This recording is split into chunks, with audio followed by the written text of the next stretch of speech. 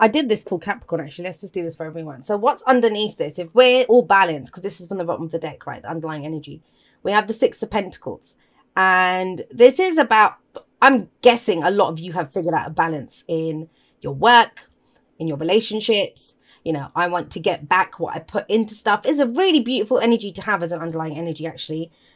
Knowing that, you know, whatever you put in, you want the same back. And this is the solution to like codependency and all of those kinds of things, or where we're workaholics and we work extra hours and we don't get paid for it. This very much says, I know my worth. I know my worth. And what was underneath that? The Fool. The Fool came up underneath that. And that's what allows you, right? When you get this kind of balanced place, it's not because you want to stay there. You get to that balanced place to allow you to take a leap of faith, to go forward. Because you're grounded enough, you're stable enough now to go chase something new, to go do something new. We'll pop that over here. And so, yes, you know, very balanced energy, like I said. It's called the Charity card, and I don't really like that term for it because both people get something out of it. I see this as the minor arcana version of justice, because of, not just because of the scales, but there is an element of fairness and balance here. And both people get something out of it. The picture is actually quite misleading because we see a rich guy giving to the poor. But his scales are balanced. That's why he has extra. That's why he gives it. He's not giving away something that, you know, it's not going to unbalance his scales. It's to balance himself, to feel balanced within himself. He gives to the poor. Now, they are actually giving him something back. They are giving him the opportunity to do this. So it is give and take. It is balanced, give and take. Nice, beautiful energy, like I said, to have as your underlying energy. And where does that lead? Well, we have the Eight of Wands coming up at the heart of this.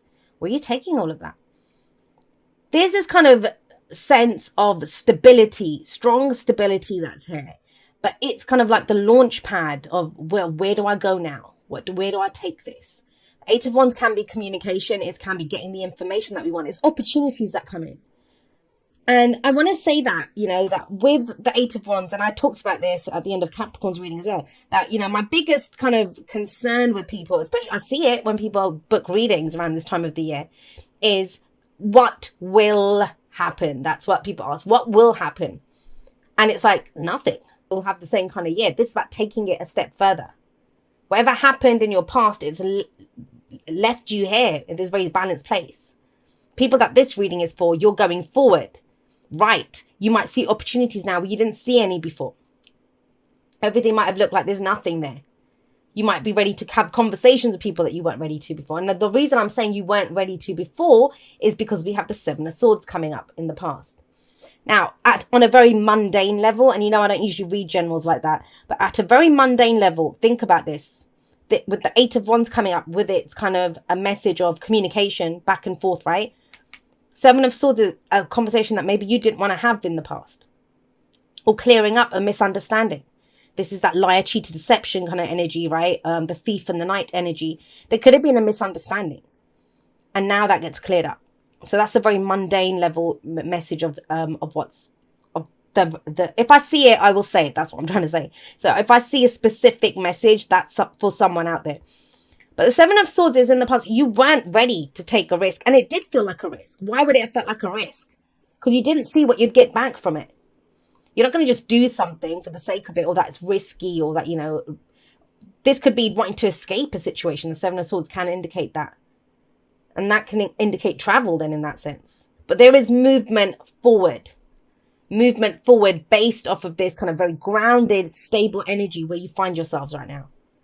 And there's no surprises that the King of Swords comes up here. Now, have a look at this. If we're looking at the Seven of Swords as, you know, keeping things in the shadows, you know, we might have been working on something and we're keeping it in the shadows, or we're developing a new truth for ourselves, figuring out where we've been lying to ourselves. And as when other people don't lie to us, we lie to ourselves, right?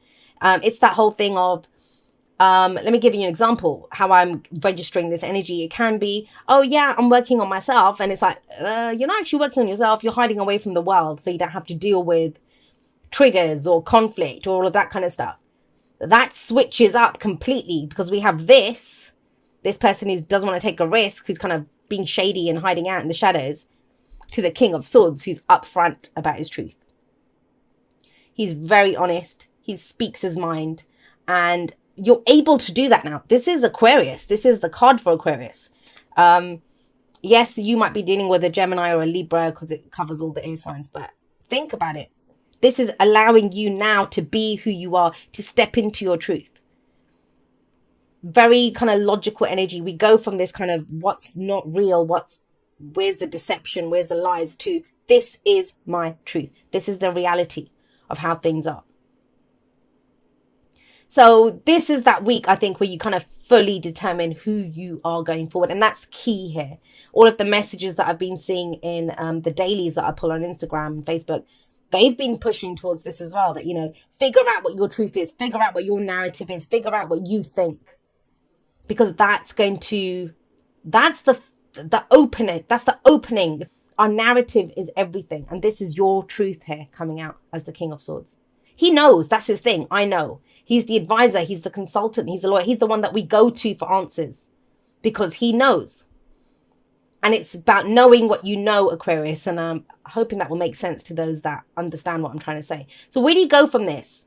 You're balanced. You know what works. You know what you're willing to put in and what you get back.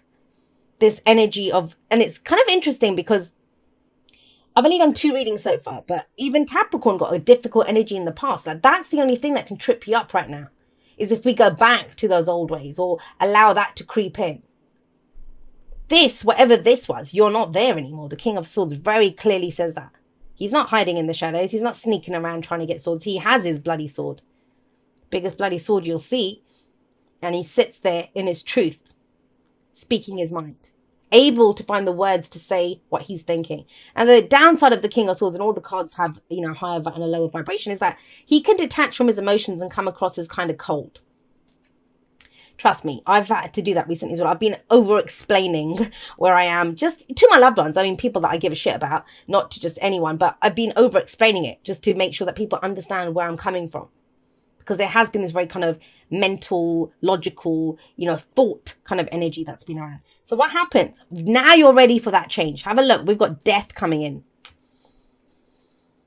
This is transition. This is change. And we have movement here. We have death sat right underneath the 8 of Wands. This is the opportunities coming now.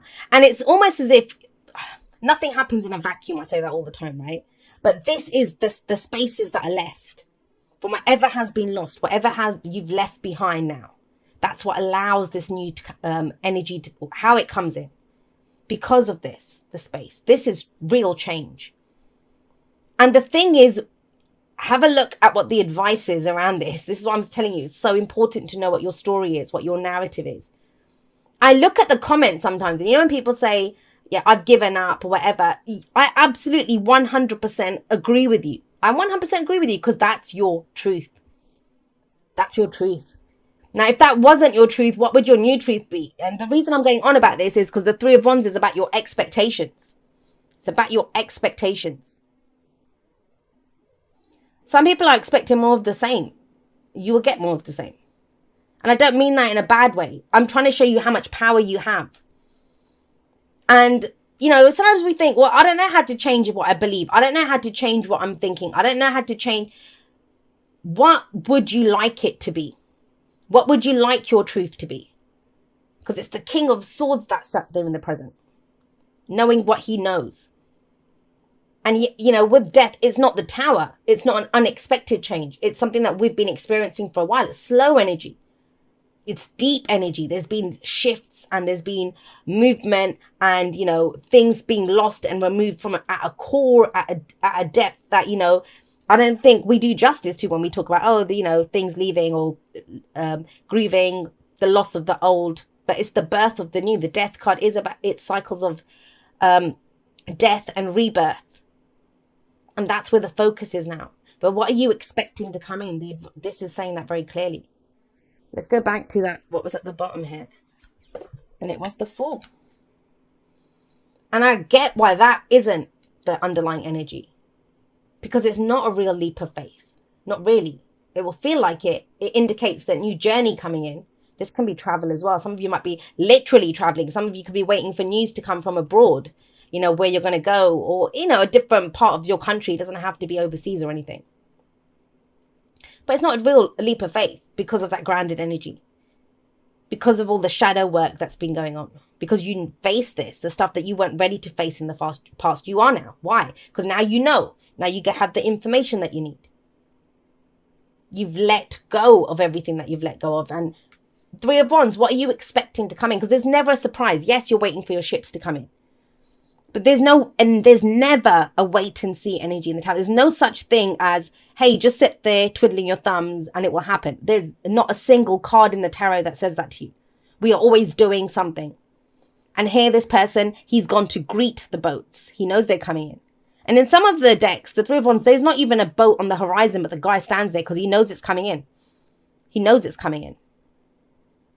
And he stands there with a plan. He knows what the cargo is on those ships. He knows what he's going to do with that cargo as soon as it comes off. So he has a plan of action ready to go. Do you have a plan of action ready to go? And it all stems from your own truth, Aquarius. Pretty profound reading. And I'm going to just go out on a limb here and say that I've got a feeling that most of the messages coming through will be like this. Because there's only one, look at this, look at the cards. There's only one sticky energy here, and that's the past fan. It's last week, last month, last year, whatever that is. And it can be there as a kind of, I don't know, thorn in your paw. I don't want to go forward because this happened. Or it can be, I overcame that. That gave me the knowledge. I kind of get the sense that this is lack of confidence and this is confidence in your truth.